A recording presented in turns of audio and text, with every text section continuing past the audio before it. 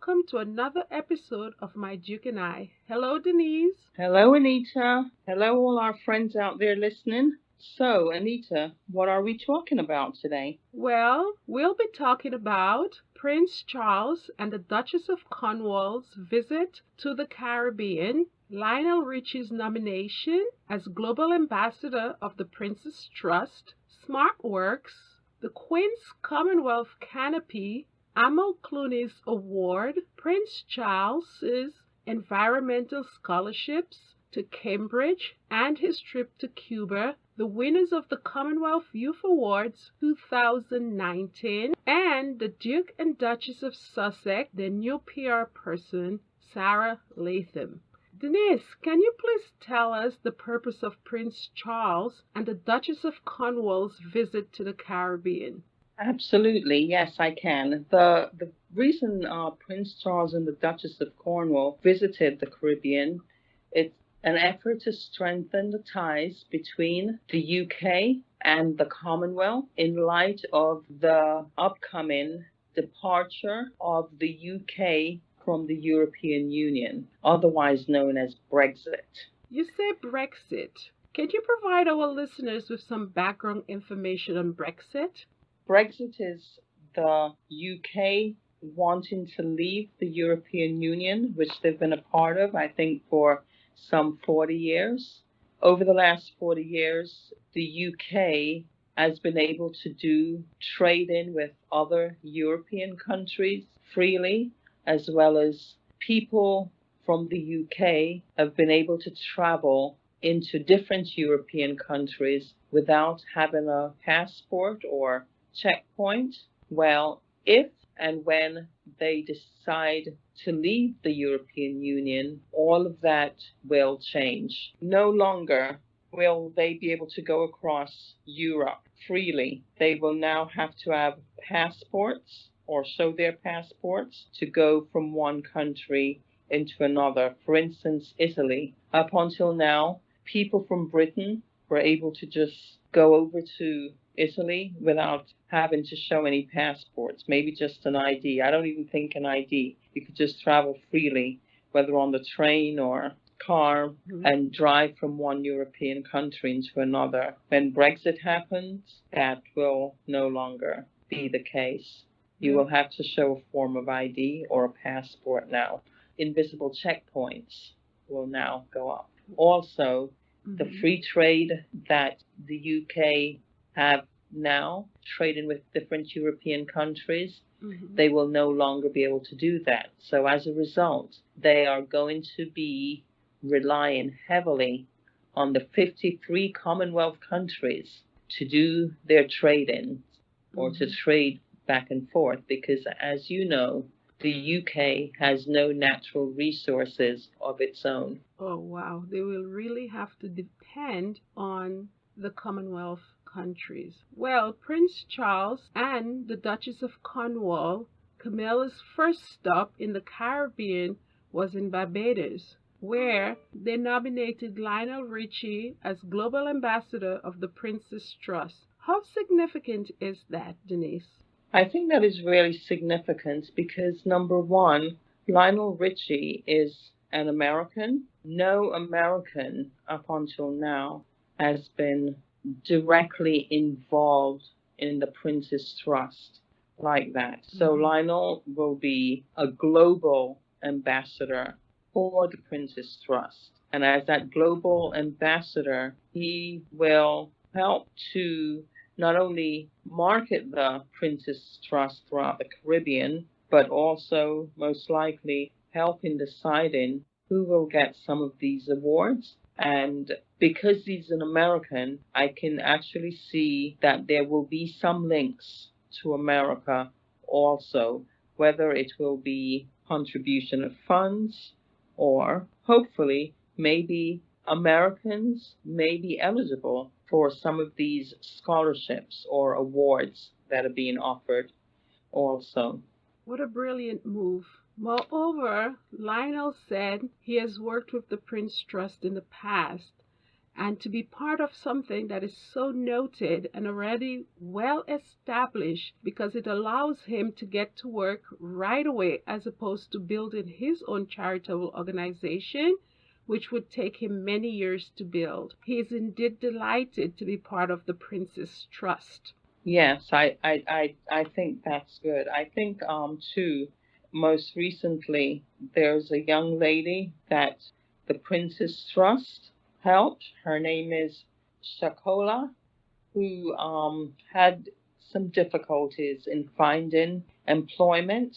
She applied to the Princess Trust team program, and she was able to not only get training to develop her skills as a baker and cake decorator, but she was able to get help to set up a program or get permanent placement in the hospitality industry, where she is now successfully set up her own business in making and decorating cakes. Wow. She's also employing people now, which is a good thing. So I think that's really good, because the Princess Trust give people like Shakola the kind of start that she may not have been able to get from somewhere else. Excellent. I also like that both Harry and his father, Prince Charles, and their wives' work seems to overlap. What they're also essentially doing is empowering people to become self-sustained and at the same time providing opportunities to others in their communities. We also saw the Duchess of Cornwall in St. Vincent attending a round table discussing with women who had experienced violence such as sexual or domestic abuse. We also saw Meghan in Birkenhead meeting with women who had the same experience.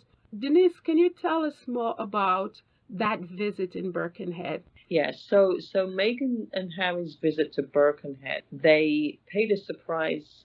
Well, it wasn't so much as a surprise visit as a visit that wasn't mentioned to the press. They wanted to go in to find out more about the women that worked on the streets as sex workers. Oftentimes, these women were out there on the streets because they were the victims of domestic abuse, rape, and that kind of crime. They were left not just emotionally scarred, but in many cases, they have no other means of supporting themselves. So they turn to the streets.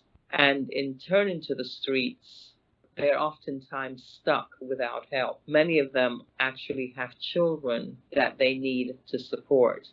And so with Harry and Meghan visiting this program, it actually shed some light on the plight of these women.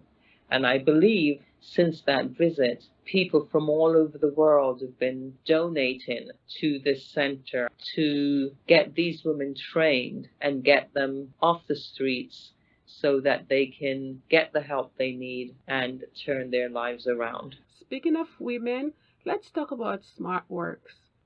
SmartWorks is an organization which Meghan is a patron of.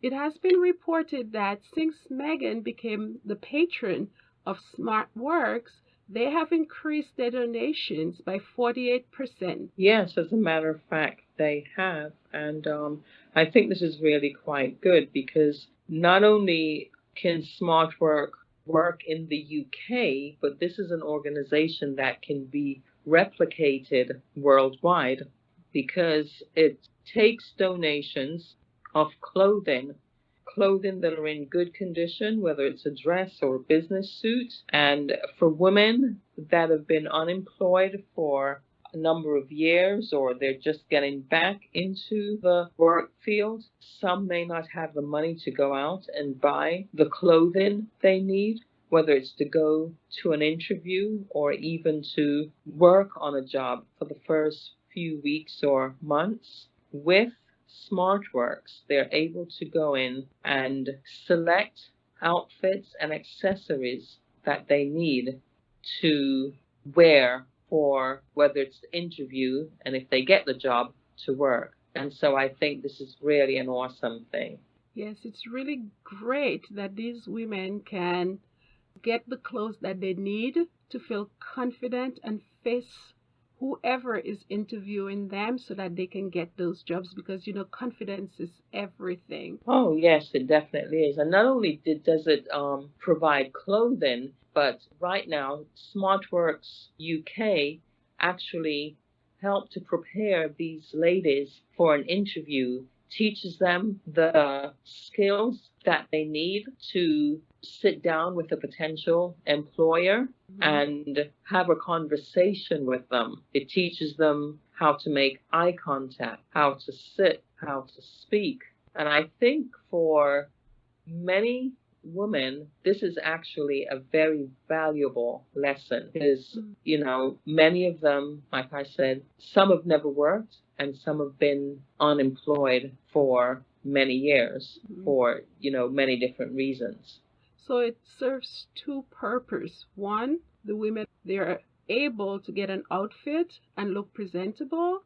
And secondly, they're learning new skills that they could not only use at that moment, but they could also pass those skills to their children and their community as well. For example, if they go to a community center, they could pass on the knowledge that they have gained in smart work to other members of their community, how to prepare themselves for an interview, what to say, how to sit up, how to act, the type of responses that the interviewer may appreciate. So this, as you said last week, what was the word you used again? The ripple effect. The ripple effect. Excellent. Yes, this is the ripple effect. Yes, and that's one of the nice things about what Megan, especially Megan, does. She is one of these people that she just don't give a person the fish. She actually teach them how so that they're being empowered to sustain themselves and their families for life. And I believe that is our motto, empowering woman, because when you empower a woman, not only do you empower her immediate family, but that ripple effect goes out into the community. It goes from the community into the country, and the sky's the limit from there. Right. So yeah, she's wonderful in her progressive way of thinking, and also she's now helping the world to appreciate the value of a woman and girls' education and skills. So I think that's really a good thing. Dennis, this is so wonderful to hear how the royal family is supporting so many people and organizations around the world in all of these Commonwealth countries. It's just excellent. For example, in St. Kitts and Nevis, Prince Charles announced that the Prince's Trust, an organization he founded over 40 years ago, will be giving 20 scholarships. These scholarships will be given to applicants from any Commonwealth nation who wishes to study climate change and blue economy. The program was developed in partnership with Cambridge Commonwealth's European and International Trust. Isn't that wonderful? That's wonderful. Did you also know that the Prince's Trust have offered more than 19,000 international scholarships? Wow. Since Prince Charles founded and became a patron of this Cambridge Commonwealth Trust in 1982. That's a staggering number. What is it again? 19,000 international scholarships. Wow. Yes. And to go to a prestigious university as Cambridge, that is truly a privilege. Yeah, it's a dream come true. Well, this additional 20 scholarships that he's offering will be specifically for Cambridge University. And Charles actually attended Cambridge University himself. So these lucky 20 hardworking scholars will get a chance to walk in the Prince's footsteps and, of course, study something that's near and dear to his heart.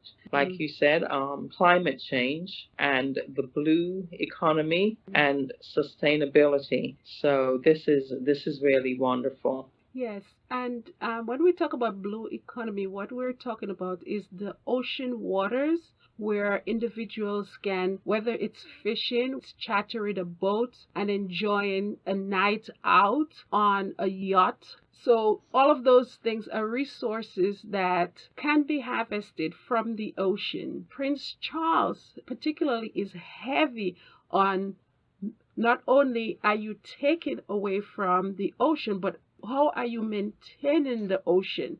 So cleaning up the ocean, keeping it clean, because nobody wants to be on a charter enjoying themselves and have to see debris in the ocean. So here we have blue economy where whether it's fishing, whether it's chartering, eventually dredging for oil, but at the same time, he also is very, very serious about maintaining the ocean. Yes, he absolutely is. And one of the nice things, too, his son and daughter in law are following in his footsteps. Mhm. Because the environment is also extremely important to them too. Harry, with his ties to being the ambassador of the Youth Commonwealth, in this year's meeting, he also set aside some funds or pledged funds that will go towards the environment's future and the clean ocean projects. Mhm. Clean ocean projects like the Ocean Alliance with Mhm. Vanuatu and the Commonwealth Marine Economic Programs that will help the communities that rely on them. So what I'm observing here is that there's such an overlap between what Harry and Meghan is championing. For example, access to education, which we saw that Prince Charles is providing via the scholarship to Cambridge. And we also see the opportunities individuals are getting across the Commonwealth countries, like Shakola, to start their own business and become decision makers and sustaining their communities. So having the opportunities to be able to not only they're being hired, but hiring others as well in their community is such an overlap between what Prince Charles is doing and Meghan and Harry is doing. So it's, father and son, the two wives, definitely that's such a powerful collaboration under pretty much the same umbrella there. Oh yes, exactly. And so yeah, the whether it's the Queen's Commonwealth Trust or the Princess Trust or the Cambridge International Scholarship. Scholarship Trust, yep, they're all entwined Mm-hmm. together. I'm sure there's a point where you won't be able to separate them because they're so entwined. And I Mm-hmm. think that's a really good thing because it not only makes for a really smooth running Mm-hmm. between the organizations, but I believe each couple truly have a passion Mm-hmm. for what they're doing. Prince Charles and Camilla, they're very, very passionate Mm-hmm.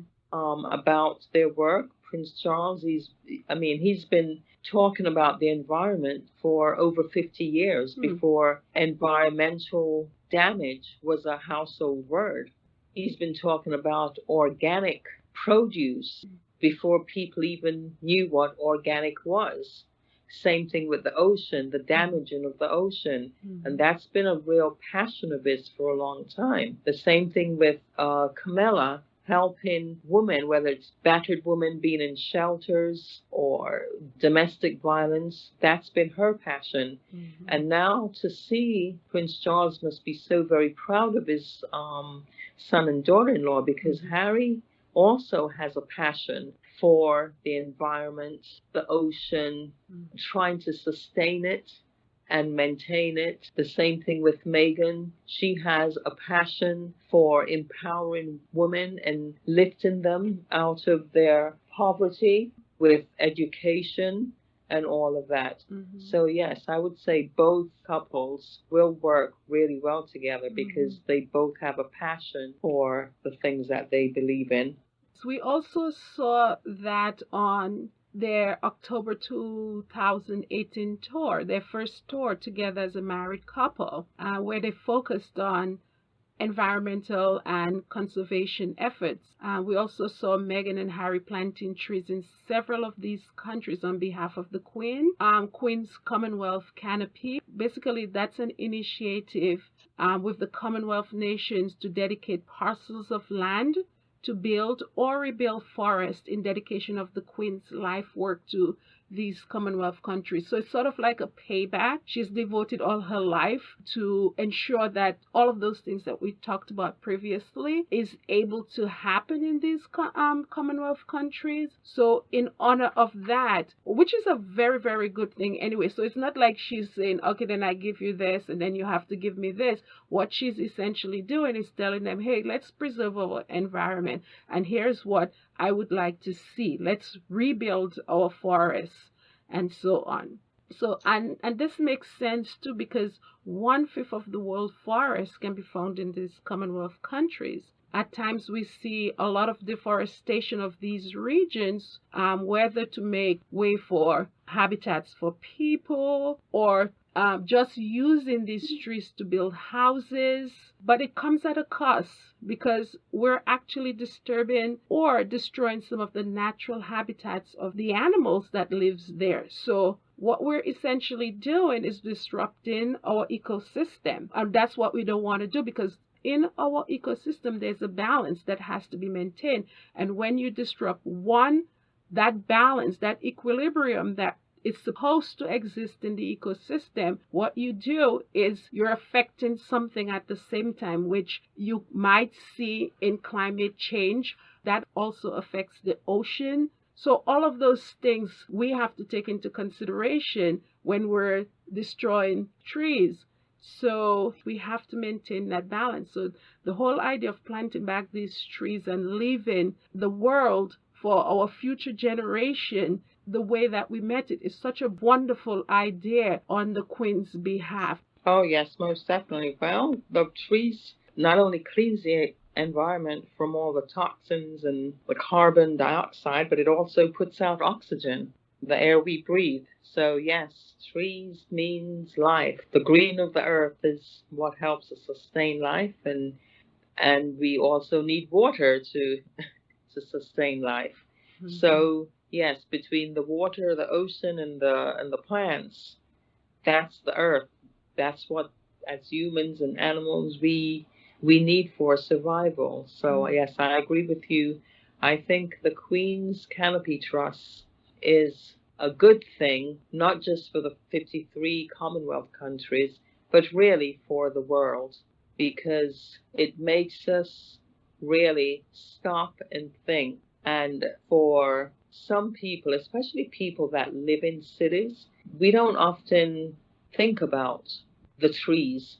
We see buildings and we forget that without the trees, we not only wouldn't we have buildings, but we would not even be around, because without the trees, there would be no life. And so I think, yes, the Queen's Canopy, and with Meghan and Harry, and even Prince Charles, or even Camilla, wherever they go, planting a tree, basically what they're doing is giving back. And that's a really good reminder, like I said, not just to the 53 Commonwealth countries, but to other countries in the world. And I think with Meghan becoming a member of the royal family now, all of that is being amplified, because a lot of people didn't pay attention to what the royals do before. But now, with Meghan being a part of the royal family, suddenly people from all walks of life globally is now suddenly focused on everything that they do, especially what Charles, Camilla, Harry, and Meghan are doing. Definitely, the world is finally learning what the British royal family does. Yes, absolutely. I think even some of the Brits are learning what the royal family does. Yes. Yeah, it's funny, but it's true. I think, yeah, even people in the UK are finally, because, you know, they're not just, as some Brits will say, oh, they're not just taxpayers' burden, but they're actually giving back. Certainly. And they're contributing to the British economy. Actually, there was a report that came out recently, and they said that because of Meghan and Harry's wedding and the attention that they gained through that wedding, now the UK has been the number one place for tourists. So a lot of people are now going to the UK as a result of Meghan and Harry. So I think it was another country that was number one for a long time, but now the UK, interestingly, is now gaining revenue as a result of Meghan and Harry. Isn't that wonderful? It is, yeah. I think France was the number one spot before, but now the UK have taken over number one. And yes, what they said that Harry and Meghan have contributed more to the economy than anyone else ever have. Just their wedding alone. And they're also predicting that when baby Sussex come along, within the first 2 years of baby Sussex's life, that baby would have contributed over $1 billion with a B dollars to the British economy. Wow. Imagine that. Yes, people are complaining that they're living off of taxpayers' money, but it's good that we have this platform here, My Duke and I, our podcast, that we are able to shine a light on what the British royal family is doing, and they're really doing a lot. Absolutely, especially these younger royals. Yes. They're really, and I think right now, more than any of the younger ones, Harry and Meghan are actually carrying pretty much the world on their shoulders. Because if you think about the responsibility they have of 1.4 billion young people under the age of 35, that's the next generation of leaders, professionals, families that they're not only influencing, but that they're going to help to equip with the tools they need to keep their worlds going. And I think that's a tremendous responsibility. Yes.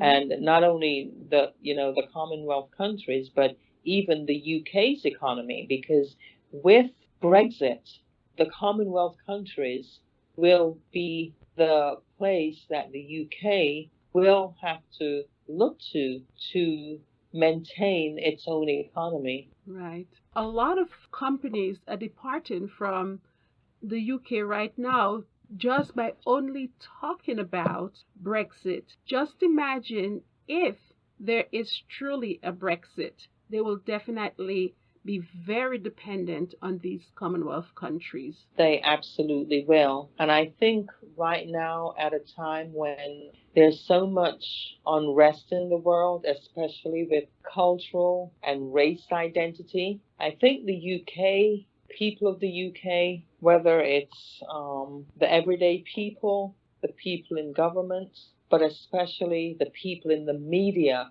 and now I'm talking about like the royal reporters, the press, they have to be really mindful and be more aware of how they treat and address people of color, because 95 or 96% of the Commonwealth are people of color. And so I don't believe that racism will be acceptable if you're a country dependent on these 53 countries for your survival.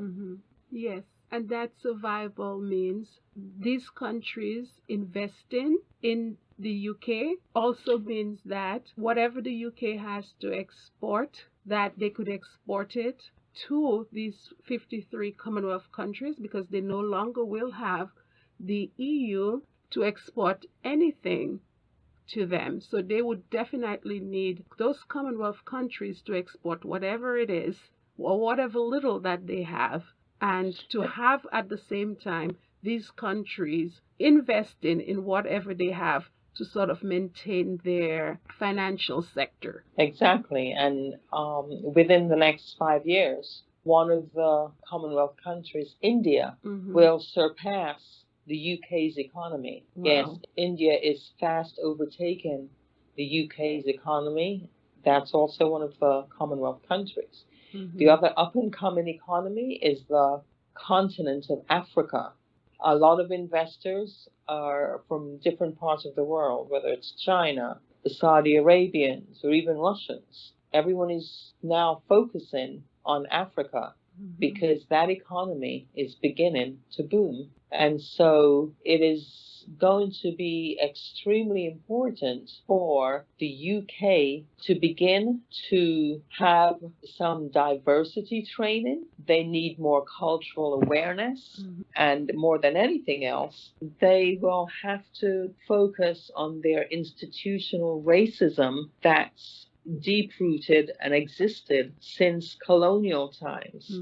That is no longer acceptable in the 21st century. Absolutely. And it's even more important for an island, because that's what the UK is. It's really an island. True. With no natural resources of its own. It's no longer an imperial power. It's pretty much a standalone island that really need the Commonwealth countries for survival. So I understand that, some of the elderly people are kind of set in their ways, but I think somebody needs to really now start taking a good look at the institutional racism that exists. Well, first to begin with, you have to acknowledge that it exists in order to be able to do something about it.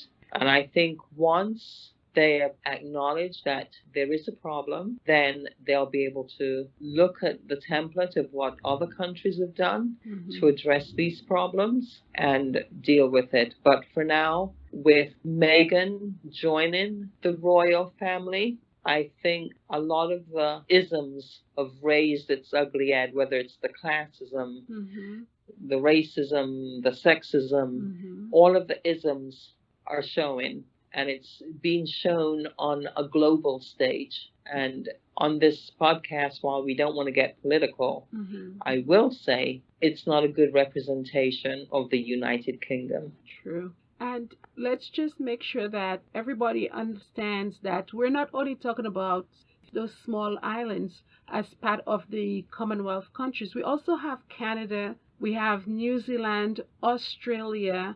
These are very big, powerful countries. When we speak of the UK needing these countries, we're not talking about these small developing countries. We're also talking about those countries that have well-established economies. Yeah, like India is one of the largest democracy in the world.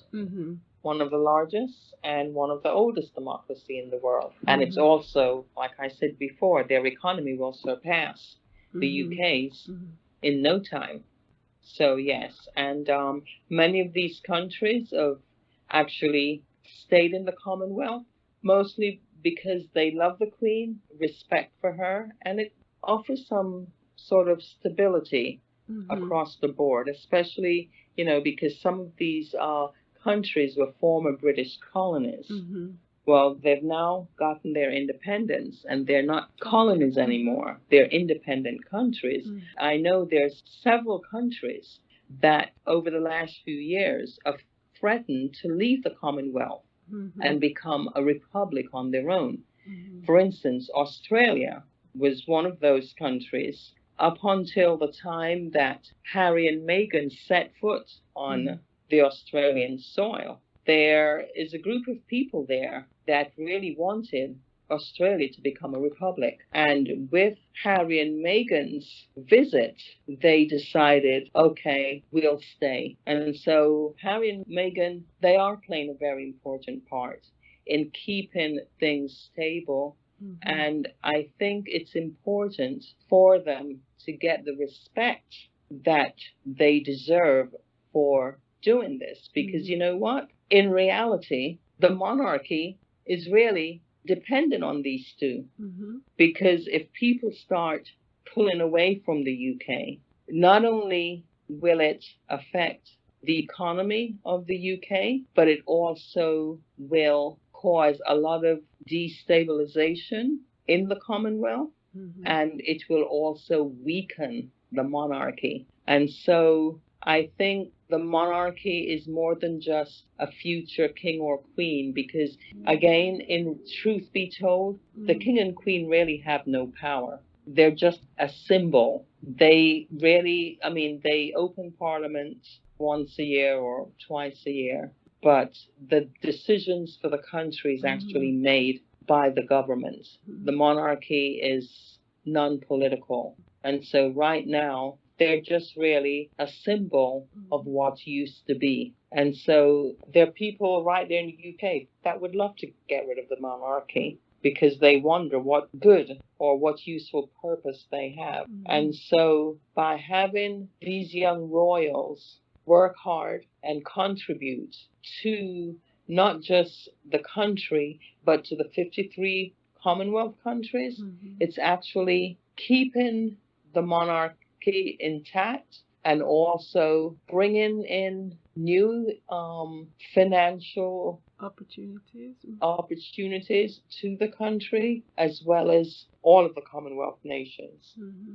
So, Charles and Camilla historic visit to Cuba. What do you think about that? I think that was really good and actually brilliant because Charles and Camilla are the first two members of the royal family to set foot on Cuban soil. So I think it's good because while Cuba is not a democratic country and it needs a lot of financial help, it is an economy that have managed to sustain itself since World War II with its leaders. And while the people may not have as much as what we call the developing nations have, they have survived and they have been able to maintain and sustain their economy. They've also developed their technology, especially medical technology, which has even surpassed that of the US. And imagine that, a tiny island like Cuba having, in some respects, better medical technology than the United States. And not to mention their literacy rate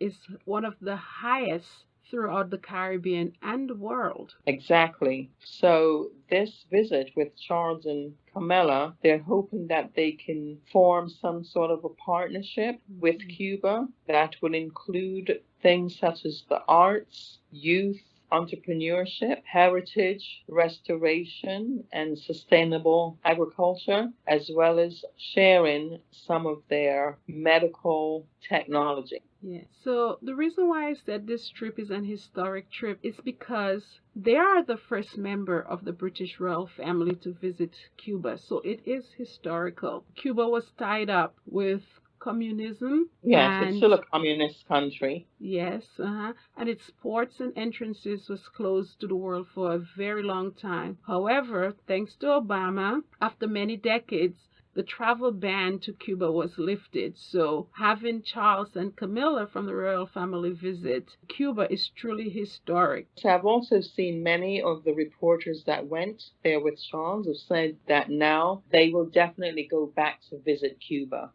It's now a #1 spot because a lot of Cuba's beauty is still there. It's been untouched by, the buildings and a lot of the things. Yeah. And so it's still pure, and I think that is one of the things that's attracting a lot of tourists there. And I think if the UK and Cuba strengthen their ties, then yes, you will have a lot of people from the UK, but I think people from all over Europe and the Commonwealth that will be visiting Cuba as tourists, and that can only help to boost their economy. Yes, you're right about that. So having these lands on Cuba right now with Charles and Camilla there, people are seeing the potential of Cuba.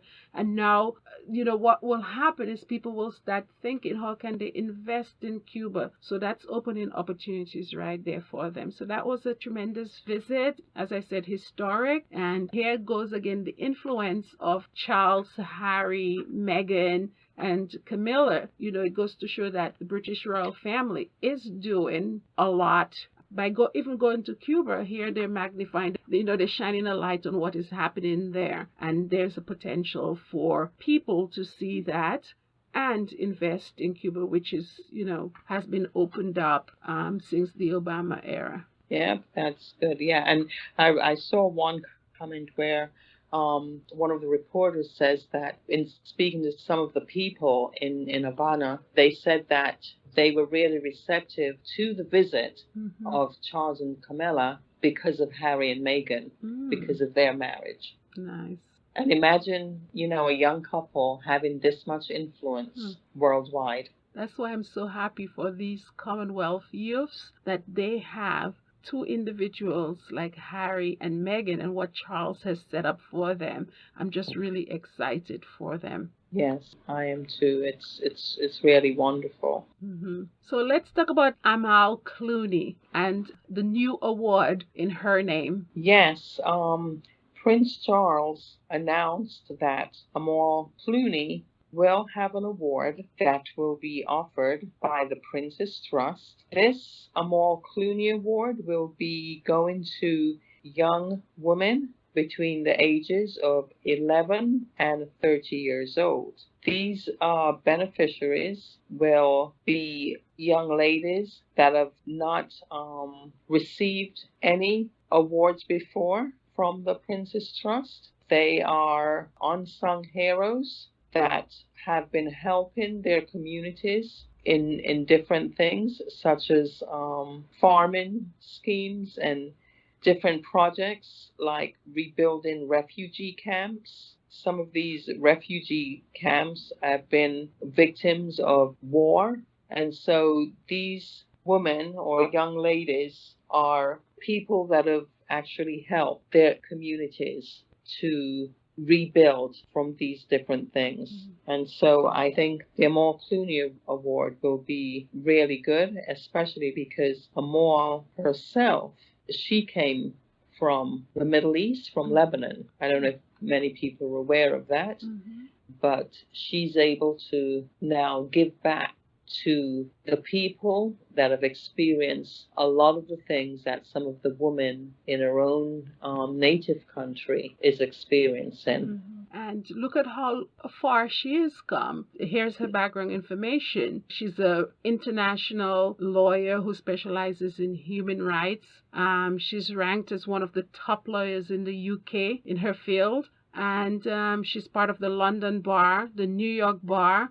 She worked with Sonia Sotomayor. Yes. Yes, at some point. She's also quite a distinguished young lady in her field. And I think a lot of young women and men too, for that matter, will be inspired by her, by her story, and by all of the humanitarian work she has done herself. Both her and her husband are really big in different humanitarian work that will empower and help young people, especially young women, rebuild their community. And you could clearly see the connection between Prince Harry and Her Royal Highness Meghan with those types of endeavors that is a part of this award. Could clearly see the connection between Harry and Her Royal Highness. Education. Yes, because, well, they're friends. The Clooneys and the Sussexes, and now Prince Charles and Camilla, they're friends. And so it's like the old saying, birds of feather flock together. They're flocking together for the good of humanity.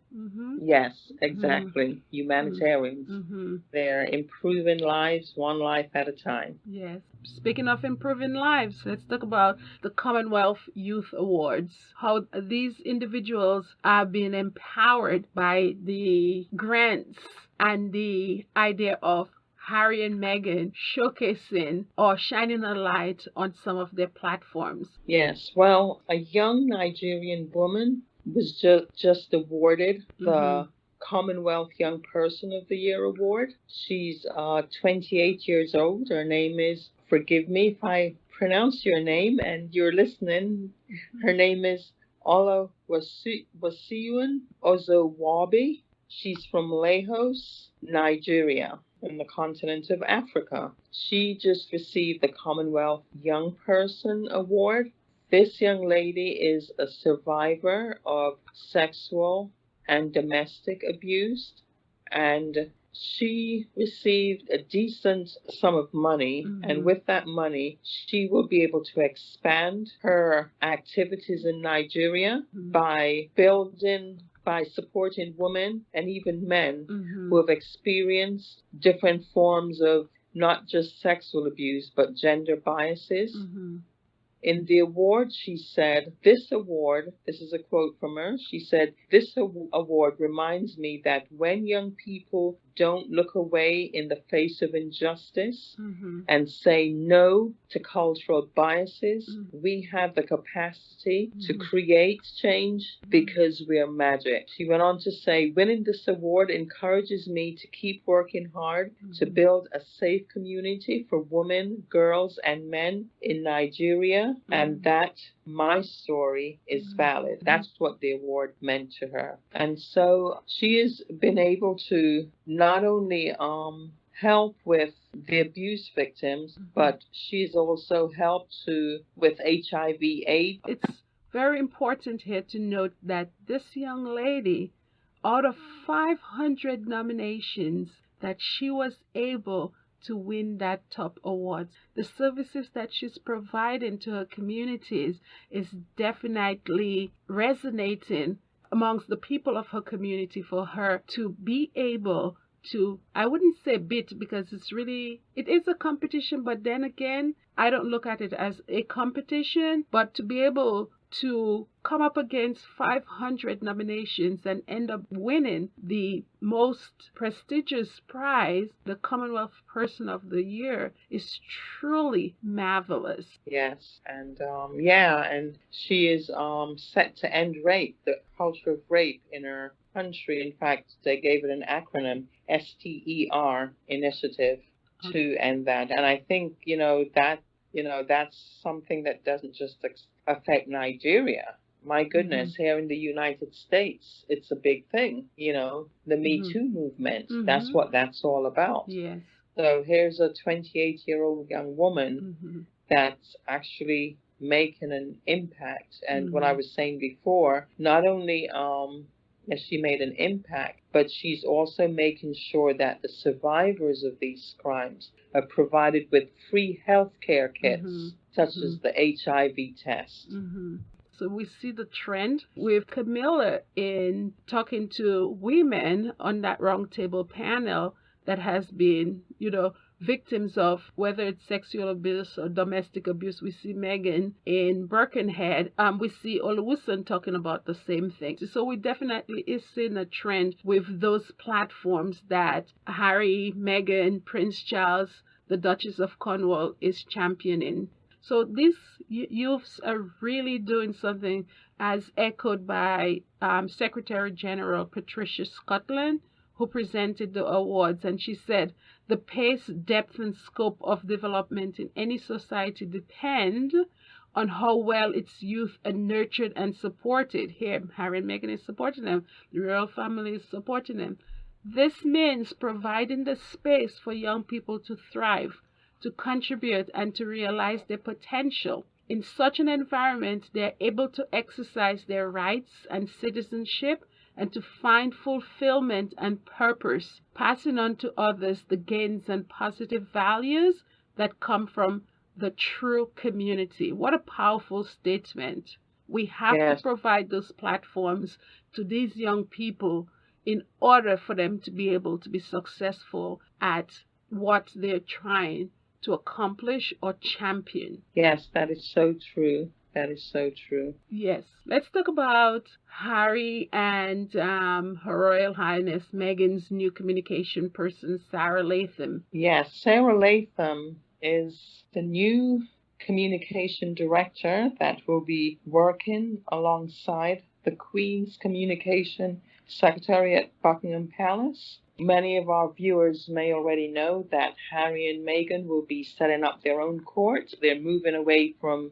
Kensington Palace over to Buckingham Palace. And they're going to be working close to the Queen, with offices close to the Queen's, and their communications secretary will be working alongside the Queen's communication secretary, which I think is a good thing. They've hired Sarah Lantham, who's an American with dual citizenship. She's both a member citizen of the US and the UK, and she has worked for two presidents. Impressive resume. Yes, Bill Clinton, Barack Obama. She also worked for the Secretary of State, Hillary Clinton, and she's also worked for a British Prime Minister too, Tony Blair. Wow. So she's quite the heavyweight there. She's also worked for PR company over there in the UK. It's called Future Freud's Company, and they focus on radical simplification of structure. She was in charge of some of the biggest global clients like Bank of America, the Rice Fund, and Danone. She worked also for this company as the public affairs director. So yes, she has quite an extensive, impressive resume working in the global environment. Well, that makes sense because, as you said, the responsibility of others in so many parts of the world. So when we talk about them, we're talking about them in a global way. So who better but Sarah Latham to support them in their endeavors? Yes, I think that was actually a brilliant move because they do need someone that will be able to stay on top of all the global initiatives that they're responsible for. And she will not only have the experience, but her name is already well known. And so I think that is definitely a win-win situation for them in hiring her. True. Yes. Anyways, last but not least, in honor of baby Sussex's birth, the Duke and Duchess of Sussex fans will be kicking off a global baby shower. Wow. On Sunday, March 31st, which is UK's Mother's Day, that will continue until Sunday, May 12th. So we're going to start off March 31st and it's going to end May 12th. May 12th is the US Mother's Day. So a couple of days here for us to donate to some of Meghan and Harry's charities for which they're patrons of. So we have wellschild.org, WELLSCHILD.org,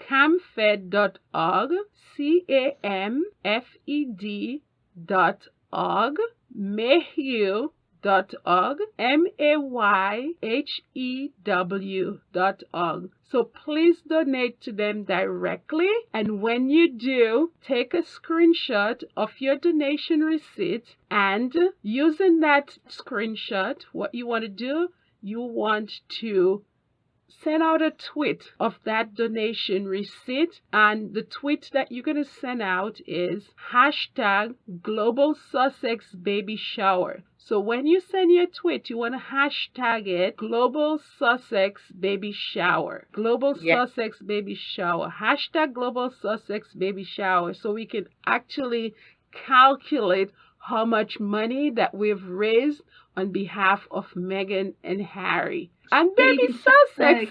Celebrating baby Sussex arrival. Yes. This is so exciting. Oh my gosh. I know. Little baby Sussex is already making an impact on the world, and he's not even in the world yet. Well, why are you saying he? I keep saying he.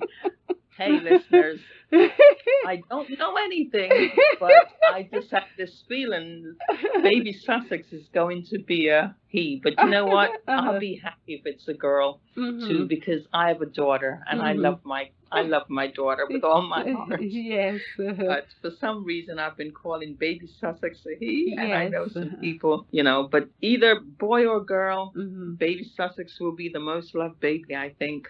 Other than your own personal child, baby Sussex will be all of our baby. Yes. So don't forget, March 31st through May 12th, which is UK's Mommy's Day. Yes. Mommy And Sussex. the US Mother's Day. So you have that window to donate to wellschild.org, camfed.org, mayhew.org directly. You want to donate to them directly? Take a screenshot of your receipt and hashtag it global Sussex baby shower. We definitely want to raise some funds and we want to have a tally in the end, hence the hashtag screenshot of your donation receipt. Yes, I'm sure these organizations, which are very near and dear to Harry and Meghan's heart, it will be appreciated, especially in honor of the birth of their first child. Yes. I think I think this was a brilliant idea, and I think this is one that will definitely have an impact. So yes, absolutely. Cheers to the freakers that came up with the idea. We've got to give free. Definitely shout out to free people. Yes. Yes, and baby Sussex au pair. Au pair, yeah. Yes. For taking care of our baby. Yes. Yes. So anyways, so this brings us to the end of our second episode. Remember that if you did not hear something that you would like us to discuss, you could inform us by going to our website, My Duke and I. Drop us an email, www.mydukeandi, or you can tweet us at MyDukeandI1. Or if you want us to discuss something, or if you have a question, you could go to our beautiful website, My Duke and I, where there's lots of information, mydukeandi.com, or tweet us at MyDukeandI1. Absolutely. And I promise you I will respond to your tweet. We've been a little overwhelmed with our first episode, but now I think we will be able to interact with you on Twitter a little bit more and respond to your questions on the next episode. So on that note, I will say adieu. It was really great speaking with you, Anita. Absolutely. And sharing all this information with our wonderful friends out there. Fans of Duke and